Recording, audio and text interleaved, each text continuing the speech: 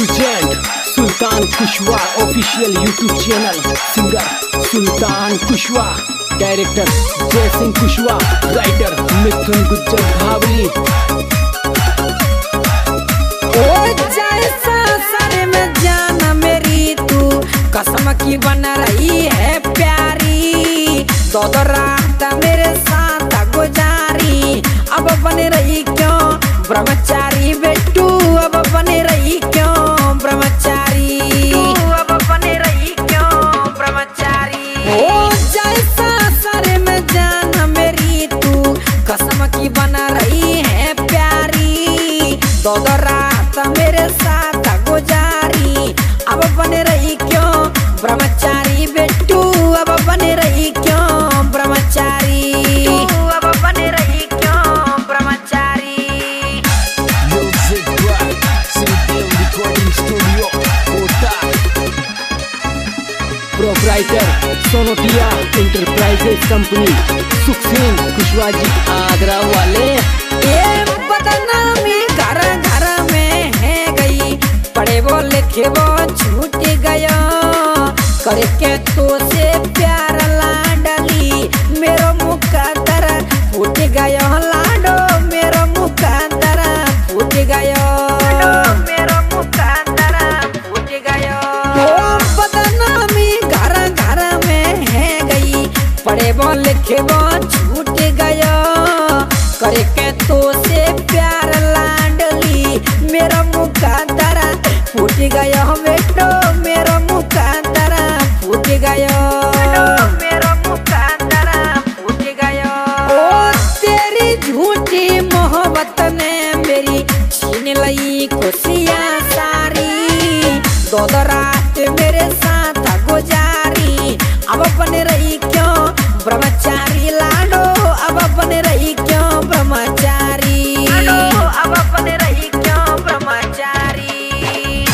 Music वही अपना Shridev recording studio quota वाले छोरे।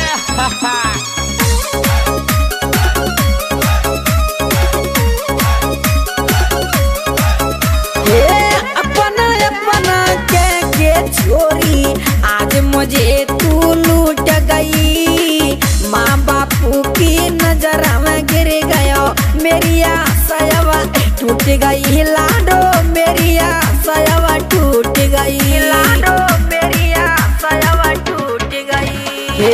अपना अपना के छोरी आज मुझे तू लूट गई, माँ बापू की नजर में गिर गया, मेरी आशा टूट गई लाडो, मेरी आशा टूट गई लाडो, मेरी आशा टूट गई। ओ यारों में मेरी बसती जाना वो तोड़वाए दई तेने यारी, दो रात मेरे साथ गुजारी, अब बन रही क्यों ब्रह्मचारी बेटू, अब बन रही क्यों ब्रह्मचारी, अब बन रही क्यों ब्रह्मचारी।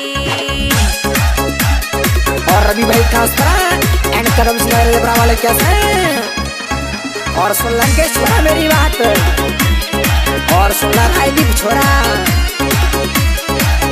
ओ जैसा टाइगर ने जान आ रखे, दिल की धड़कन तू मानी, बाबू बाबू कह तो से नाय पराई, तू जानी बेटू नाय पराई, तू जानी, तू नाय पराई, तू जानी।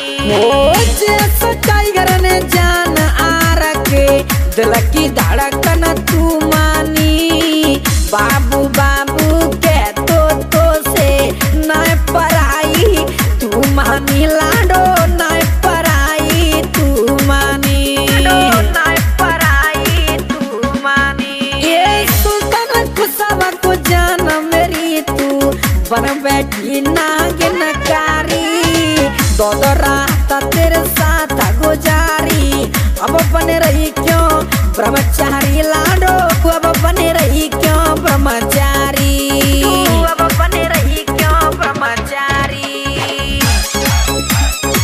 और मेरे गौरव चला कर बड़ा वाले, और सुन मेरी बात,